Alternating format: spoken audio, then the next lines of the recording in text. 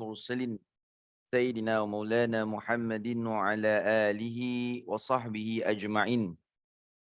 نوينا أن تعلم وتعليم وتذكر وتذكير ونفع والانتفاع والإفادة والاستفادة والحث على التمسك بكتاب الله وسنة رسول الله صلى الله عليه وسلم ودعاء إلى الهدى والدلالة على الخير ابتغاء وجه الله مرضاته وقربه وثوابه سبحانه وتعالى وإلى حضرة النبي محمد صلى الله عليه وسلم. الفاتحة. أعوذ بالله من الشيطان الرجيم. بسم الله الرحمن الرحيم. الحمد لله رب العالمين الرحمن الرحيم مالك يوم الدين إياك نعبد وإياك نستعين اهدنا الصراط المستقيم صراط الذين أنعمت عليهم غير المغضوب عليهم ولا الضالين آمين. Alhamdulillah.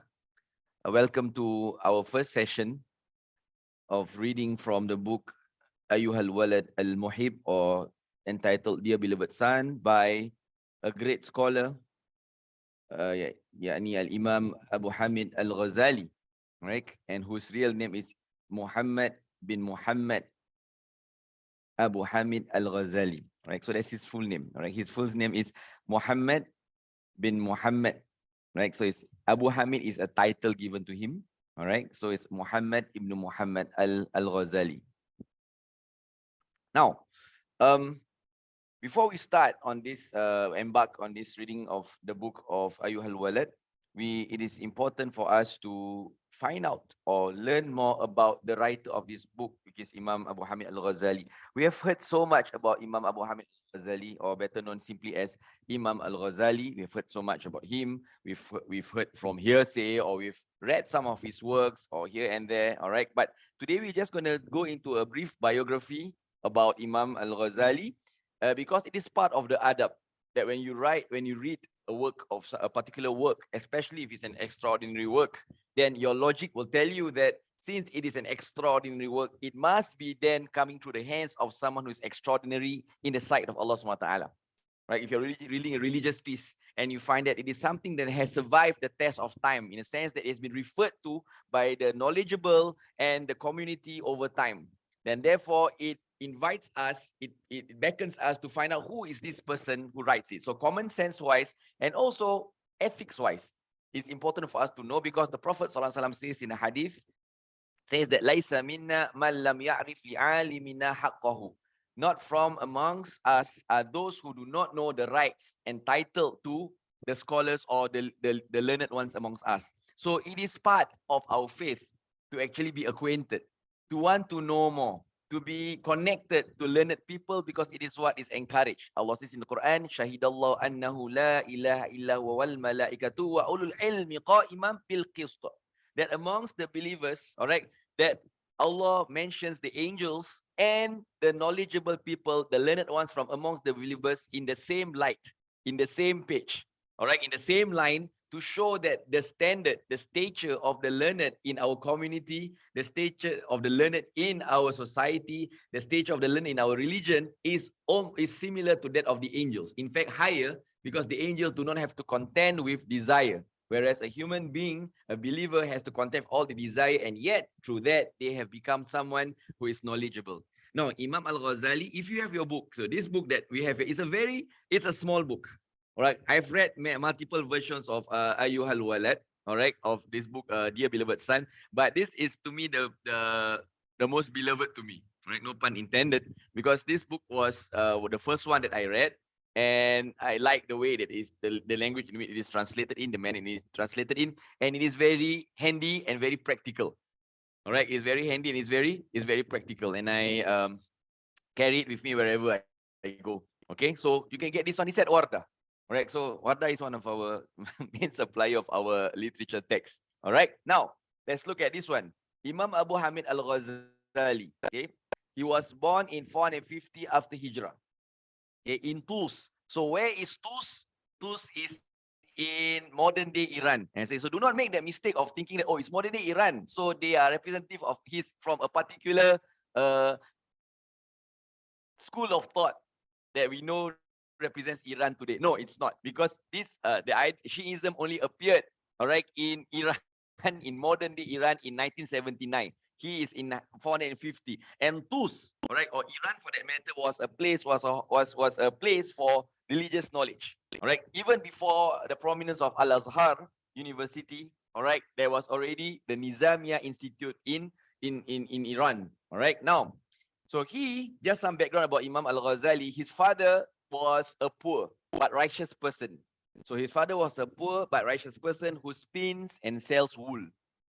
Okay, so his father is someone who spins and sells wool to make a living. He's poor but honest. Okay, and this also gives us the first indication that for you to get access to Allah subhanahu wa ta'ala, for you to be exalted, for you to be knowledgeable, then material inadequacy is not a reason for you to feel that you are going to be marginalized in seeking Allah subhanahu wa ta'ala. All right. So his father, despite being poor, he was righteous, he was principled, and he earns honestly. So if you're asking yourself now, after years of learning, why is it difficult for me to understand, to comprehend knowledge that is sent to me? One of the things you might want to look at is how you go about your earning. Ustaz, my pay is halal. I got it through a halal means. Yes, but did you actually go it to the righteous means? All right. It might be halal, but your mannerisms, your ethics, the way you conduct yourself in the pursuit of your earnings is something that you sometimes don't pay due diligence to. All right. So he earns on, and he has a vision for his children. So despite being poor, before he died, right, he left Imam Abu Hamid Al-Ghazali an orphan. Before he died, he actually wrote a will, all right, entrusting Imam Al-Ghazali, all right, to a scholar, all right, for him to learn religion. Again, you can be poor, but you must not be poor in having a vision for your household, a vision for your children, a vision for people to come after you. All right, so you must have a vision. So the vision for every believer is the akhirah. The vision for every believer is the akhirah, is the hereafter, but the tool comes in this world. So you cannot talk about the hereafter but negate the reality of this world. So his father was well aware that if he wants to reach the hereafter, he needs to get it through the pen, to the knowledge of the scholar. And thus, he was raised by a man called Sheikh Ahmad Al-Razaqani, a famous Sufi scholar. If you're talking about Sufi scholar, he's talking about a scholar who is also specializing in spirituality. If you're talking about spirituality, it is talking about the person being also very well grounded in matters of fiqh, in a sense that he knows the Islamic jurisprudence. It is not what we think of Sufism nowadays. If you talk about Sufism nowadays, it's always associated with the fact that someone who knows a lot about things that are airy-fairy but has little knowledge of the Islamic jurisprudence. All right, because of some wayward understanding of Sufism, it has tarnished the actual meaning of Sufism. If you're talking about a Sufi, he must be someone who is also very well grounded and well learned in the fiqh, in jurisprudence. So you can't be saying he's a Sufi. Why? He does a lot of zikrullah. He does a lot of zikrullah, he does a lot of istighfar, but he doesn't pray 5 times a day. No, that is not Sufism. All right. So for you to be a Sufi, for you to be someone who is spiritual, exalted spiritually, your physical must also be aligned to what the religion tells you to do. Okay, so took care of him and educated him in fiqh there, all right, and usul fiqh, the principles of Islamic jurisprudence. During this period of his youth, so from that knowledge that he got, he maximized on his youth. And this is again important. Most of us here, I assume, are of 2 categories, that you are young by age or young in spirit. Good, all right, or you are both. Now, if you are young, what is expected of you? All right, that you actually capitalize on your youth. The Prophet says in a famous hadith that has become a song popularized by Raihan, "Igtanim khamsan qabla khamsin." That you capitalize on 5 things before 5 things, and the first thing the Prophet ﷺ said is shababaka qabla haramik. That your youth, all right, that you take advantage of your youth before you go into an elderly stage of your life. Before you become aged, you take advantage of your youth, right?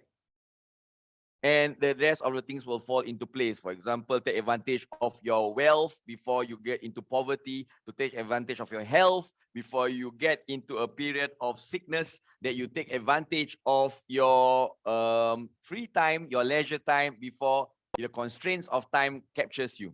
Okay, and you take advantage of your health before illness comes onto you.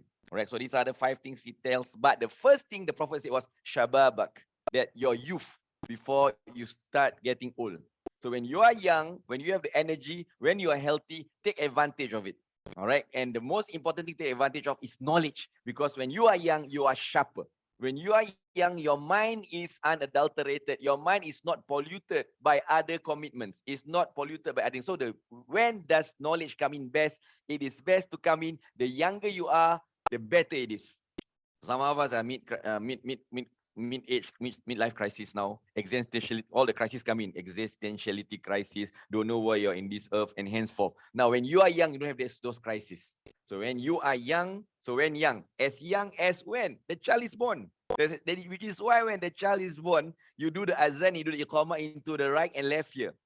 My Quranic teacher says that, when a child is young, it is like buying yourself a new computer or a new laptop or a new gadget. When you buy a new gadget, the first thing you install into it is what? All the apps that are necessary. All right, all the apps that are necessary for the sustainment of that app and also for the use or optimal use of that app. So it's the antiviruses. It is all the other apps that you can use to utilize and maximize the use of that app itself. Now, a child, when he or she is young, while he or she might not comprehend what you install inside that child matters a lot. So at a young age, if you install the right things, the younger the age, you install the right things, the right idea, the right understanding, the right vision, while the child might not comprehend it, by the time he grows old, he has the tools inside himself. It's easy for you to trigger the right tools to get to the right aims of existence. If I'm going too fast, just put inside the chat group. Ustaz, you are blabbering, you're speaking Greek on a Sunday morning when it's raining. It's not helping. Okay. So he had the opportunity to travel extensively, not to look for food, all right, and to upload it into social media, but to learn. So in the past, people travel a lot to learn. Okay, so you must make your purpose that even if you're going to travel, okay, it's June holidays, Ustaz, spare us, give us a break. All right, if you're going to travel, the purpose of traveling is because you want to seek knowledge. It's not to just for the sake of pure leisure and mere leisure. Which is why some scholars, right, when you talk about doing your when you want to shorten your prayers or you want to join your prayers, this is the bit of faith here. All right, one of the conditions for it to be valid, for your jama and for your qasar to be valid, is that your purpose of traveling is not for something that is forbidden, that is wrongful. All right. So some scholars, therefore, they advise us, therefore, that if you're going to travel, for whatever reason you're traveling for, make sure that the foundation of it is to seek knowledge and to seek benefits from that traveling. So that's why, today I know, right, Brother Erwan and Sister Azura, they are in KL. Obviously, they are not going to Chokit Road after this, all right? But they are in KL because they are seeing my teacher. They are seeing our teacher, all right? So they are traveling, they are having a good sight, but at the same time, they are going on the basis of knowledge. And that's very important. So everything that you do, for that matter, if you are traveling, not just traveling beyond Singapore, from one point to another, the basis of it must be knowledge. That you want to seek to gain something beneficial from it, whether it is implicit or explicit. All right. So if you're traveling, all right, if you're going from one point, if I'm staying in Admiralty, if I'm going to travel all the way to Buona Vista to work every day, I must make it a point that the underlying purpose of me traveling to that is for me to gain benefit from that travel. Either I do something to gain benefit, I read a book, or I open my horizons, I observe community and society and see how I can actually contribute and commit myself to a cause that will help to raise the society. Either way, I must make sure that my time is not wasted, because the life itself is a journey. We are traveling, whether we are traveling beyond Singapore, in Singapore, any part of our life, as the second stick by, is a travel in itself. So on one of his trips, this is a notable story. On one of his trips back to Tus, so while he was traveling back, he's going back to his hometown in Tus, some thieves stole his books and manuscripts. All right, and then he was begging them to return those books and manuscripts. And this is an important aspect of learning. I hope that you have this, that when you are learning, you have to have the most important tool of learning. What? Your pen and paper, or your gadget to take down notes. Now it's called iPad. You have the iPad with you. Sayyidina Ali bin Abi Talib says that if you're going to seek knowledge without having any writing material with you, it's like going to war without a sword. Talking about his context, if you're going to war without a sword. All right. So if you're going to go into the battlefields of knowledge, make sure that you are armed. And the arm that you need to have is actually a pen and paper, basically. All right. And all the scholars that I observe, they always have something to write and something to take note of wherever they go. All right. When they travel, they always have two tools with them. They always have a pen and they have always a book with them. All right. To either to read or to write upon it. Okay. So carry it with you. That's why every time it's called learners of knowledge, right? You notice they always have a pen in their pocket. They always have a pen in their pocket. Why? At any time they want to write. So logically, so because some of the young people that I know, they are seeking knowledge, they carry a pen with them to show people that they are seekers of knowledge. But dude, if you're going to have a pen, make sure you have something to write on. You don't have a pen for the sake of having a pen telling people, hey, I'm a seeker of knowledge. I have a pen in my pocket. You have a pen and paper with you. All right. I'm going to write on your palm. All right. Now, so they stole his books and manuscripts. And from there on, and then when he asked to return it, they laughed at him and says that you are a scholar, but you don't memorize. So they taught him an important lesson, that one of the important tools of learning, the third tool is what? One is pen, second is paper, the third is memorization. All right, memorization. You need to commit yourself to memorizing. Of course, there are many tools, there are many ways to memorize, there are many methodology, but at the end of the day, memorizing is one of the important tools of learning. One of the saddest things that are happening in our modern community today is that people see that memorizing is actually an antithesis to beneficial learning, which is wrong. Memorizing is a time-tested tool to get beneficial knowledge. All right, memorizing. All right, the approach to memorizing might evolve, whether it's thematic lah, it's verse by verse, it's chronological, whatever it is.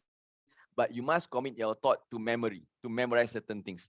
All right, because I happen to master in history. All right, I'm majoring in history, so some of my history students says, "Sir, it's so difficult to learn history. Can we learn history without memorizing?" I says, "No. You have to memorize. You have to memorize, and it's good for your brain. And you know that memorizing is not second nature to you guys. It's second nature to you guys. It's not a problem for you guys. Look at the list of songs you have in your head now. It becomes tough because the songs are in your head before the verses of the Quran. It becomes tough because the songs in your head are inside your head before the hadith that comes in. That's the problem. You all start from the lemon tree, all right, and now it's gone to the Backstreet Boys, it goes to Westlife, and it's gone to all the whole list. If you're worse, you go to from Metallica, you go to all kinds of things, which I have, and which is of a different thing. We're going to talk about later about songs. I'm not talking about the permissibility of lack thereof of songs, but if you can actually memorize those songs and hum it after just listening to 5 or 6 times, all right, then surely the Quran has more right for you to memorize. And Allah has promised in the Quran, all right, that the Quran is easy to be memorized. So memorizing worthwhile things is supposed to be easier, because when you are memorizing things which are not worthwhile, it was easy for you as well. Surely Allah will help you with something that is easy. All right. So try to commit your thought to memory. All right. So So from there on, he started to memorize everything he wrote. And this was also a habit of Imam Al-Ghazali, Imam Al-Shafi'i, our Imam. Imam Al-Shafi'i, you know what he used to do last time? He used to occupy a room when he was young, all right? He used to occupy a room and he would write rigorously. His notes, whatever he was taking, he would write rigorously. When he writes, right, he found out that the manuscripts start to occupy space inside his room. Because we don't have an iPad last time, can store everything inside there. So it starts to occupy space. And last time people wrote, right, they wrote on animal skin, they wrote on all kinds of physical surfaces. So he found that he had no room to maneuver or move himself inside the room. So Imam Shafi made a promise to himself that I shall not leave this room until I've memorized all the things I've written on these manuscripts, that I can remove them after I've memorized them. And that's how he committed things to memory. Okay, and such was the sharpness of Imam Shafi'i's memory, that when he walks to the mosque or comes out from it, he covers his ears with wool. Why does he cover his ears with wool? So that, because why? Every time he walks past people that even engage in idle talk, he memorizes what they were talking about. Such is the sharpness of his memory. So we all have in ourselves the ability to memorize. It's just that we are not utilizing it. Okay, now moving on. So Imam Ghazali started to gain stature and fulfilling the wish of his father. He lived in Nishapur and taught in the famous Nizamiya University in Baghdad, in Iraq. All right, Nizamiya, and that was the top university. All the wise people go there, all the learned people go there. All right, it was more prominent. It was more prominent than Al-Azhar, according to some scholars. Now, At that time that he lived in, now he lived in a time whereby there was a widespread of knowledge, but they were coming in various forms, and philosophy was very prominent at that point of time, because there was a lot of translation of Greek philosophers' work into Arabic texts. And after a while, these translations started to be convoluted or mixed up with religious understanding. So it's not really wrong.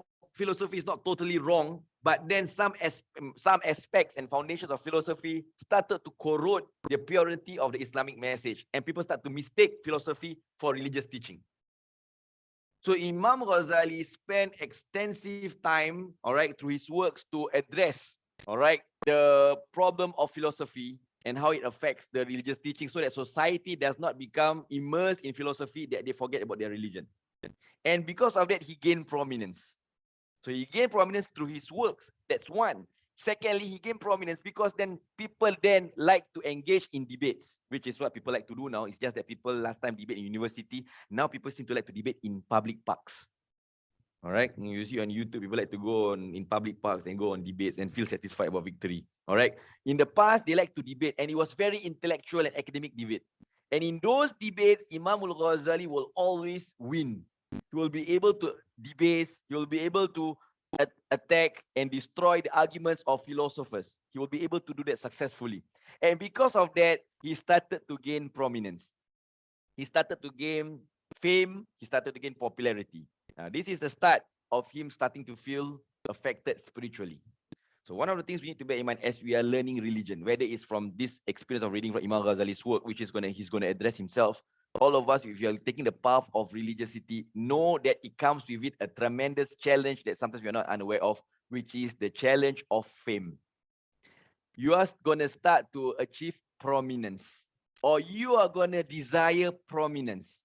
You're going to think that I'm going to share something I learned today, and then from that sharing, the devil comes in and says that, okay, this is the way to fame. This is the way to gain, to be popular. All right, this is a very important thing that we need to address. So as a seeker of knowledge, you need to have this sensitivity. The sensitivity of someone who wears white on the morning of Eid al-Fitr or Eid al-Adha, and it's particular that if he's eating his meal on Eid al-Fitr, that it does not splatter onto his shirt. If you are wearing white, those of you who wore white for Eid al-Fitr know that it is the most impractical color to wear on Eid al-Fitr unless you're not planning to eat. Why? Because if you're going to wear white, all right, you're going to be cautious about your eating. It's going to splatter. It's going to cause something on your shirt. Now, the sensitivity of a seeker of knowledge is such that I must be mindful that at any time an inkling of faith touches my heart, that it starts to corrode my heart, it should be removed. It is a threat. Because the Prophet mentioned this. The Prophet says, "La yadkhulul jannah man kana fi qalbihi mithqala dharratin min kibrin." One shall not enter paradise if in his heart there is one atom size value of arrogance. You have arrogance. And what is arrogance? For you to feel better than someone else, for you to be to feel exalted. And arrogance feeds off what? Feeds off fame. Feeds off prominence. So be mindful. But Ustaz, all these scholars are popular. There's a difference between being made popular and seeking popularity. Being made popular is not something you want. Allah raises you. Society raises you. But for you to seek, to ask, to desire for popularity is something that is undesirable for a seeker of knowledge at any time of his seeking. And this is the dua of Imam Shatibi. He says that this dua, Allahumma fazna min talabi sum'a wa riya wa hubbi shuhra in the nas. Oh Allah, preserve me. All right. Oh Allah, preserve us from seeking, all right, from seeking fame. All right, from seeking fame. All right, fazna min talabi sum'a wa riya, from gaining praise of others and seeking fame amongst mankind. So be mindful that we are seeking knowledge to gain the pleasure of Allah, not the pleasure of His creations. If they gain pleasure from us, if they gain pleasure, if they like us because of the knowledge that we have, know that it's not us who tries to make ourselves famous and likable to them. If they have a liking for us, that is their choice, that is their decision. But we do not actually seek pleasure in being liked. All right. Imam Qadi bin Iyad says that if one of the signs of a pure heart is that you don't feel exalted or thrilled when you are praised, neither do you feel hurt when you're insulted. They mean nothing because it's Allah that decides. Okay. So he was overcome with a lot. He was overwhelmed by this crisis. So Imam Ghazali went to a period of time where he get a spiritual crisis. He has a spiritual crisis.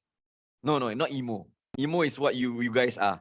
All right, walking in the street, listening to Nirvana, the man who sold the world, and then you start to get emo and sit in the corner. No, that's emo is most of us here. All right, but Imam Al-Ghazali, he was having a true spiritual crisis because he's knowledgeable, but the fame is coming in. All right, he feels, how do you know you have a crisis? How do you know you have a crisis? When you worship, you don't feel the beauty of worship. You don't feel the pleasure of worship. All right, you feel emptiness. You feel a void. When you are worshiping Allah, you are supposed to be filled, but then you feel he feels very empty. So when he felt that emptiness, he decided to withdraw himself. He started to withdraw himself, and where did he withdraw himself? All right, he lived in the Umayyad Mosque, which is in Syria, and to this day there is a minaret named after him, Al-Ghazali Minaret. So inside that minaret, he dedicated himself to what? To writing. So one of his magnum opus, one of his book was Ihya Ulumuddin. Okay, a book on Sufism and madness. Okay, and he died in the year 505. So you must always, one of the most important things you bear in mind that as a seeker of knowledge, which I assume we all are, is that you have always to be in a state of reflection and contemplation. Do not assume that since you are learning knowledge, you are good. No. In fact, if you are learning knowledge, you are open to a lot of temptations. And one of it was the one that talked about fame and arrogance. If you are learning knowledge, you have to have time to reflect. Imam Al-Ghazali, the writer of this book, he says that every morning after dawn, you must not leave 4 things in your routines. Do not leave 4 things in your routines every morning after dawn. Ba'da Fajr. I'm talking about Ba'da Fajr after Subuh. It is not your Subuh today, this morning, which is 7 a.m. or 8 a.m. All right. It is about your Fajr at 5:45, 6 a.m. Not your Saturday, Sunday Fajr, which already starts at 7:30. Okay. And it becomes a norm now. Okay. 4 things. Do not leave recitation of the Quran, even though it's 1 page or 1 line. Right? Our teacher Syekh Ahmad Al-Azhari says even 1 line will do. 1 line of the Quran will do. Do not leave the recitation of the Quran.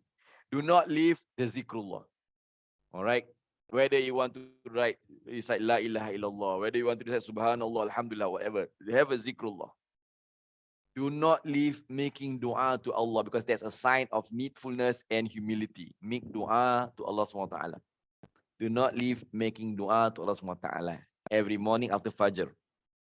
And 4th, which is the most important, do not leave the act of reflecting and contemplating. This is the most crucial. Why is reflecting or muhasabah or tafakkur, in the words of Imam Alawi al-Haddad, is important? Because if you worship, if you have knowledge and you worship, all right, but you don't reflect, you might come to a point whereby you start to think that you are flawless, that you are good.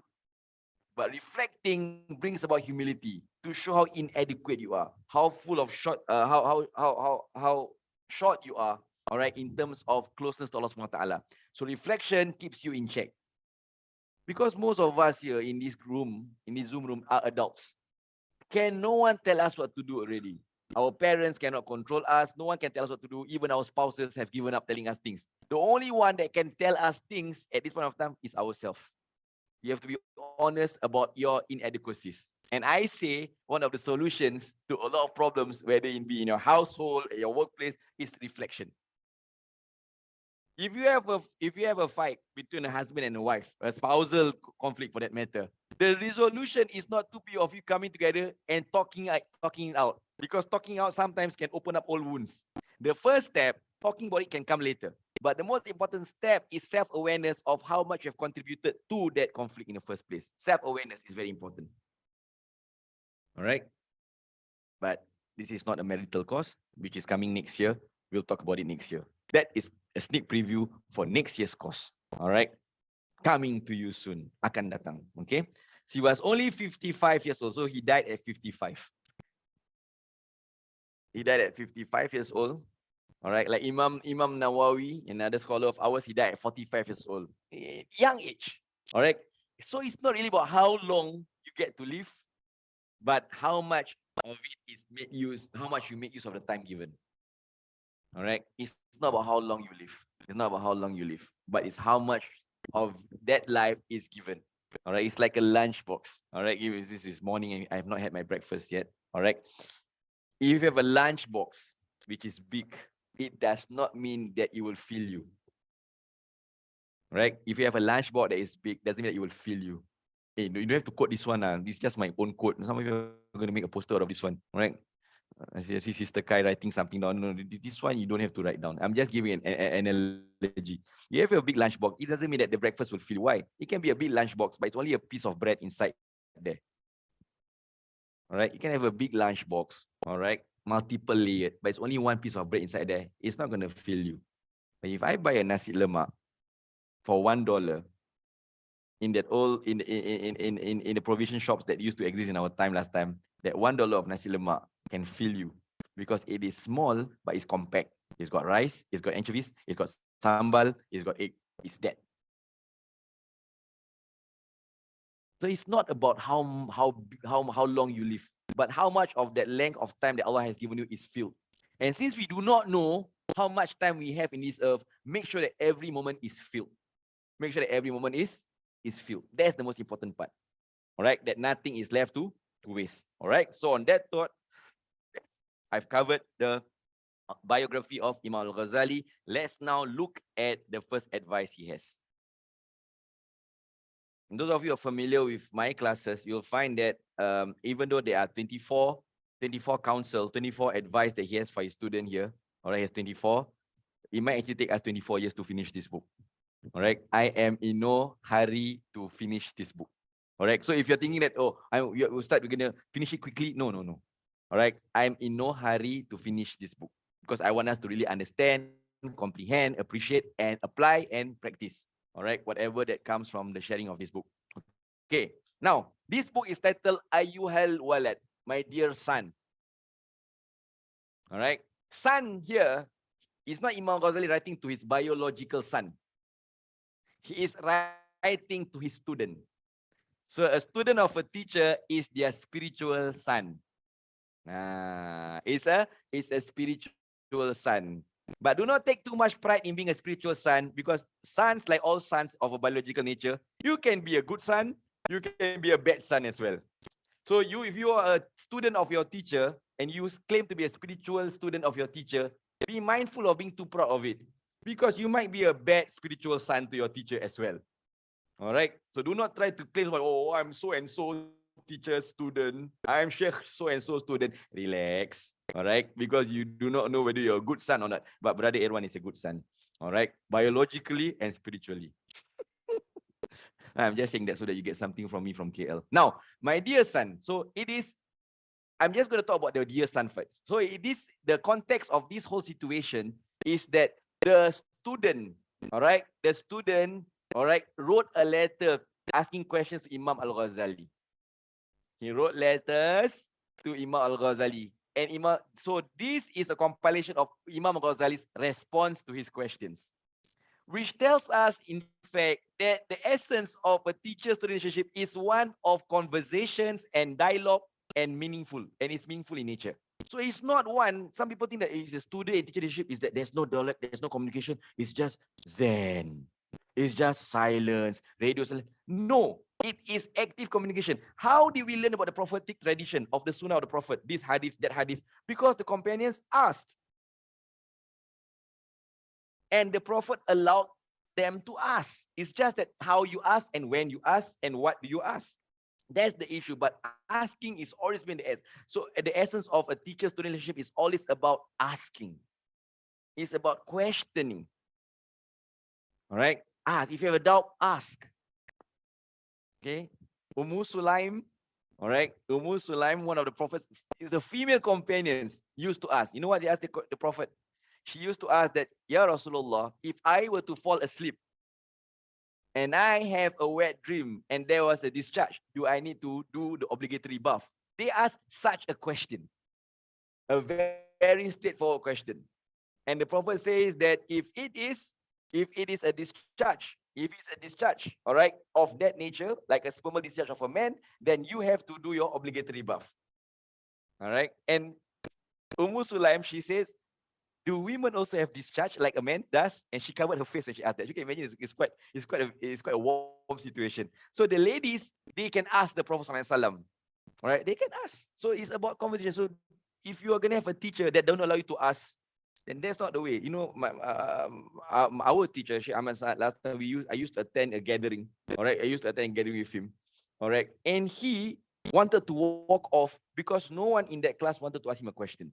Because a sign of someone not asking a question, it means that either you are really scholarly, which means you shouldn't be there in the first place, or because you are not paying attention, you are not thinking. So every time you listen, right, to a teacher, you must have some questions, not to test the teacher, but you have a question that, hey, what if you have a question? Your mind must be working. Learning in a traditional environment does not mean that you are not actively thinking. You must be actively thinking. That's why the Bedouin, there was one Bedouin in the time of the Prophet ﷺ. The Prophet was talking about the hereafter, akhirat.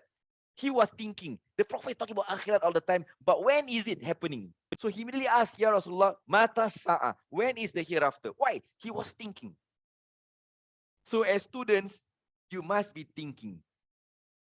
But what do we do in school nowadays? We look like we are thinking so that we will not be asked. I know the students when I teach in the class, right? Do you understand? They always nod their head and they will try to look convincing. And these are the students I will ask the question to because they definitely cannot answer. All right.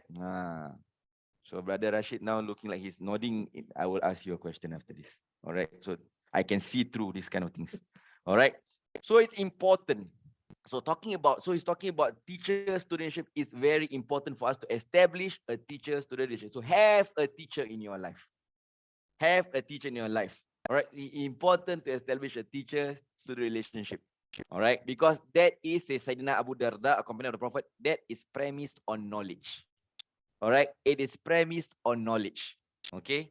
And a teacher becomes your spiritual guide. He guides you morally, ethically, how to go about going through life. Okay. Now, Ustaz, how do you know if a teacher is a right teacher for you? How do you know the teacher is right for you? Okay, disclaimer. I am not your teacher. I am just sharer.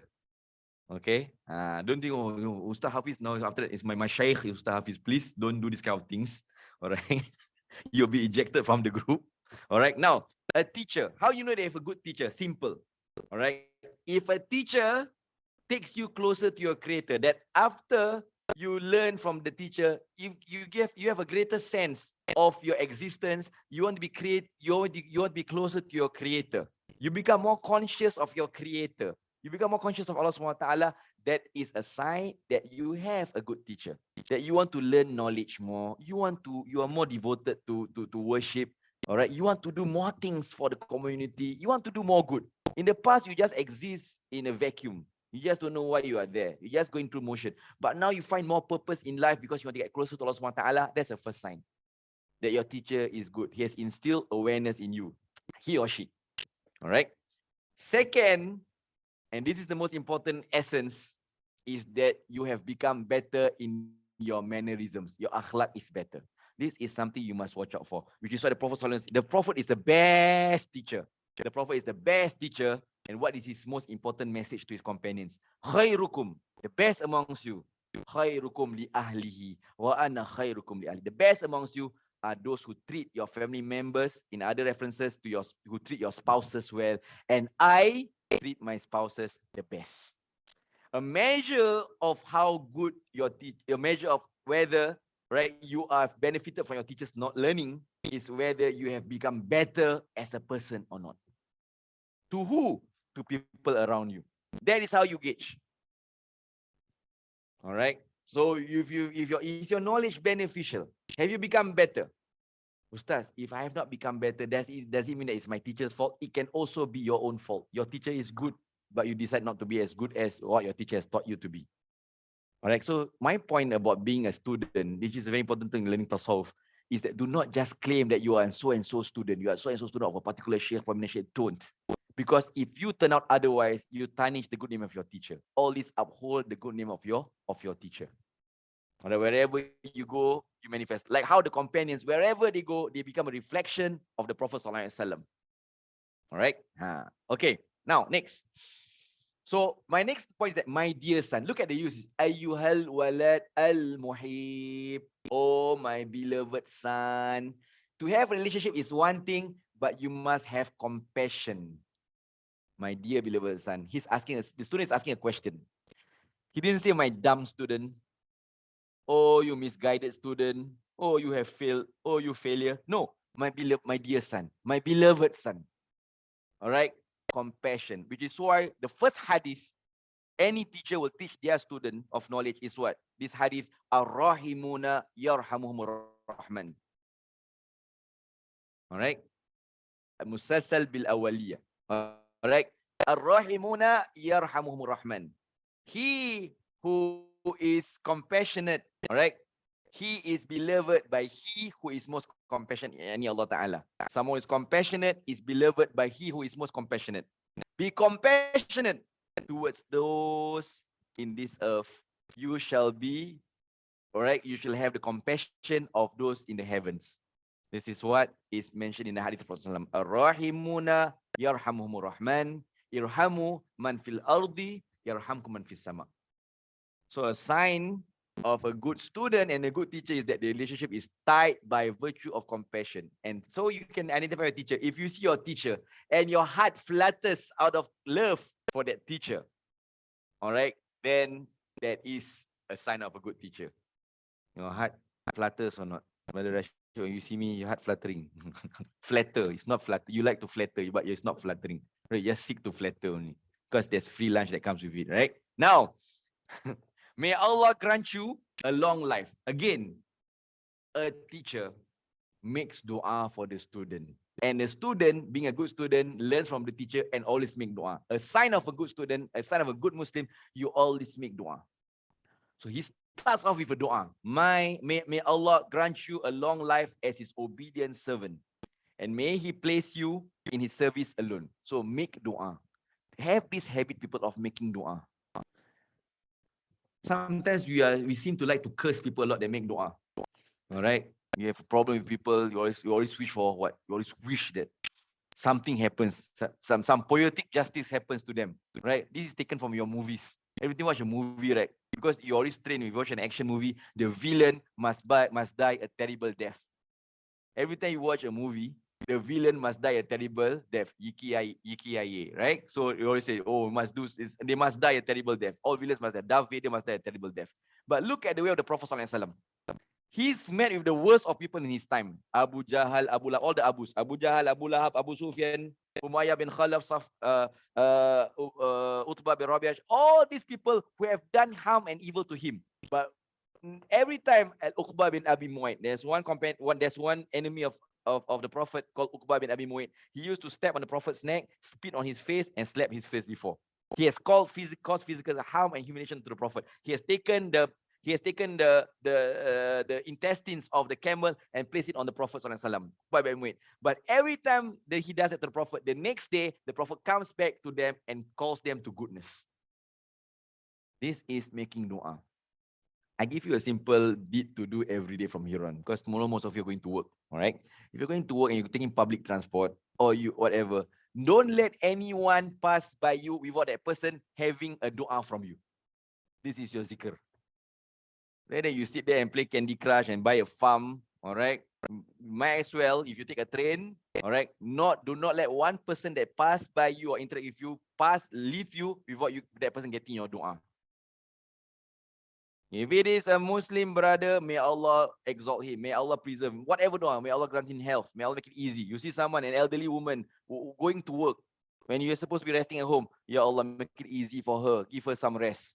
A dua. See a child going to school 1 week later, they're going to school. Ya Allah, give him knowledge that is beneficial to him, or her knowledge that's beneficial to her. You see an MRT officer, instead of criticizing her, this always asks us to queue up lah, go in early lah. Ya Allah, make it easy for her to perform her duty. You recite like that only. No need to be Arabic, bro. Alright? No need to, no, just in your heart. Ya Allah, make it easy for her. That's your dua. But your brother Rashid is asking, should I raise your hand? If you raise your hand, you will run away, flee from me in the train. Alright, you raise your dua in the train, Ya Allah, give blessing to them. The train will be, compartment will be empty by then, in your heart. Because why? A dua that a brother makes to a fellow brother in secrecy is most likely to be fulfilled. So make dua in secrecy. Alright? Ask for guidance. You have a brother. You see him, oh, such a nice akhlaq, nice mannerisms. Allah, I want him to have guidance of Islam. Make dua for that brother. Or for that sister, for your neighbors. So do not let one person that pass by you that don't get your dua. Everyone gets your dua. That's your wirid. All right, including that person who honked you when you are on your bike, overtake you. All right, didn't change lane, never on it. Make dua. Ya Allah, may he be able to on the signal next time he changes lane. That one not easy. All right, it's only the first chapter. Already finding not easy, bro. You are in trouble. All right, it's only the first chapter of Imam Ghazali's book. You say it's not easy to do that. How like that? All right. May Allah guide you to the right path of those who love him and are loved by him. So this is actually the outcome you want. You learning this book. Why are you learning this book? Because you want to be someone who loves Allah and be loved by Allah subhanahu wa ta'ala. The calling for such people in the Quran is once. In the Quran, Allah says, Ya ayatuhan nafsul mutma'inna. O you of tranquil heart. Irji'i ila rabbiki radiyatan mardiyah. Return to your creator in a state whereby he is pleased, in a state whereby you are pleased and he is pleased with you. You are pleased with Allah and Allah is pleased with you. You know, a sign of a lover is that he does not look at the gift, he looks at the giver. So you're talking about this state of spirituality called redha, acceptance. Between acceptance and patience are two different levels. Now, patience is when you accept something reluctantly, but you still persevere. For example, you work hard, but someone else gets promoted. To be patient is that even though I don't like the fact that he's promoted, I still accept it. Why? It's what Allah has ordained. That is sabr. That is patience. But acceptance is the fact that when that person gets promoted, despite you doing all the work, you still go over and congratulate him because you are not looking at the fact that he got promoted, but Allah is the one behind his promotion. You don't look at the realities that you face, but the one who created those realities. For such a person, pain and pleasure don't matter because it's Allah behind all of it. Which is why the Prophet ﷺ, when he was faced with challenges in his life, he took it. Why? Because he says, Fala ubali. I don't care. For as long as he knows Allah is pleased with him. Easy said, easier done? No. All right. Easier said than done. Know that, my son, this is the most basic. Know, my son, that real practice, real advice should be sought in the revelation and the sunnah of the Prophet sallallahu alaihi wasallam. All right. Real advice. So if you're asking for advice, it must come in the revelation, in the Quran and the sunnah. But what is the caveat here? That is taught to you by a proper teacher. By a proper teacher. All right. So he's saying that if I've taught you from the Quran and the Sunnah, if you don't find any benefit from it, what's the point? So you must learn about the Quran and the Sunnah from a proper teacher. So he's trying to say that what is revelation?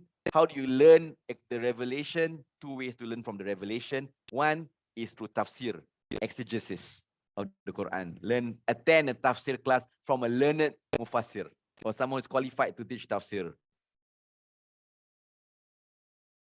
Another way to appreciate revelation is to attend religious classes that covers the topic of aqidah or fiqh or tasawwuf or anything for that matter, because all knowledge comes from the Quran.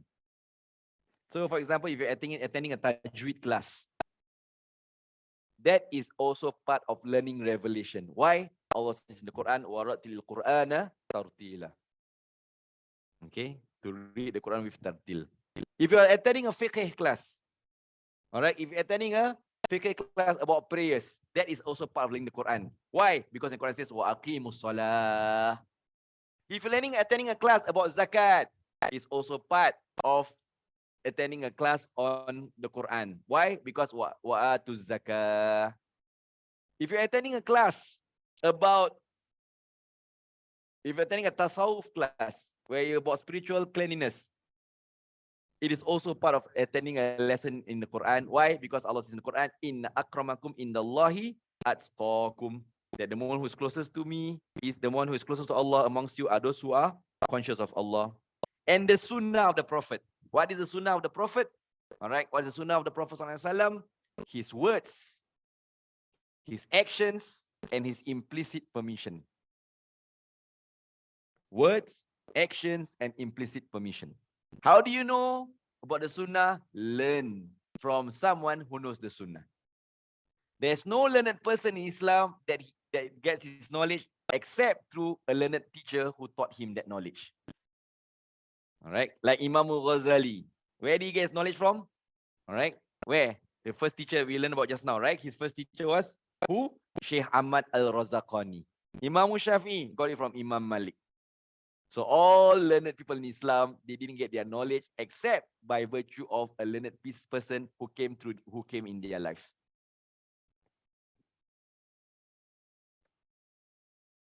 So if you have attained advice from it, what need you have of my advice? And if not, then tell me what you have attained in these past years. But you must bear in mind, what is the purpose of seeking knowledge? To know the purpose of seeking knowledge before I end, all right, shortly, to know the purpose of seeking knowledge, you need to know the purpose of your creation. To know why you are seeking knowledge, you have to know your purpose of creation. What is your purpose of creation? Some of us have existed in this life for 30, 40, 50 years. You don't know why you are here.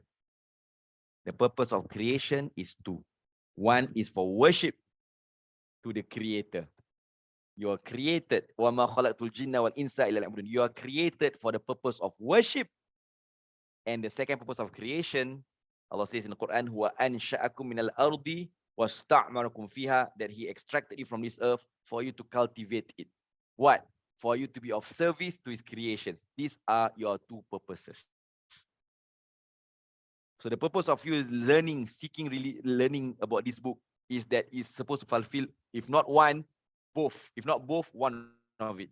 That you are supposed to be someone who learns knowledge. You're learning about this book. Why? After learning from this book, you are supposed to be someone who becomes closer to your Creator and you are of service to His creations. Because that is manifested in our beloved Prophet Sallallahu Alaihi Wasallam. So this is our first lesson for today. I hope it's not too many things coming to you at the same time. All right, so this is the first lesson today. The first counsel is on revelation. Any questions? Feel free to type inside the chat, all right, the questions that you might have.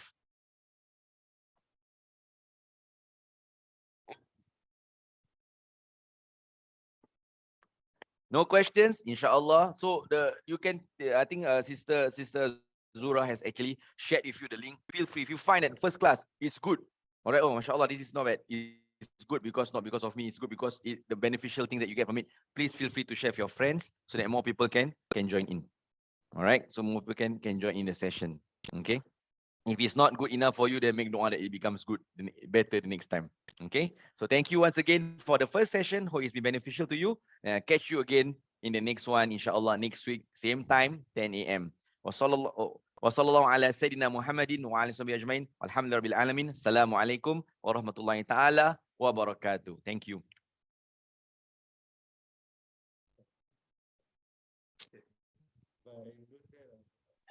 Thank you, sir. So welcome. Thanks. Thank you. Welcome. Brother Aaron, are you with Sheikh now?